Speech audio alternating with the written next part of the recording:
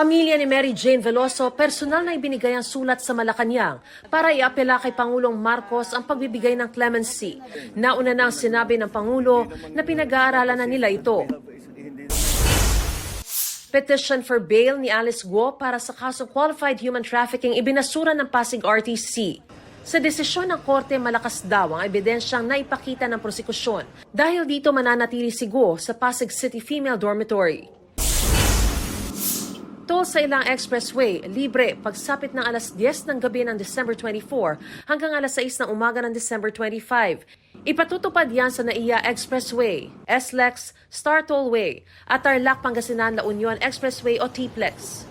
Wave din ang toll dyan sa parehong oras sa bisperas ng bagong taon. Mariz Umali nagbabalita para sa GMA Integrated News. Huwag magpahuli sa mga balitang dapat niyong malaman. Mag-subscribe na sa GMA Integrated News sa YouTube.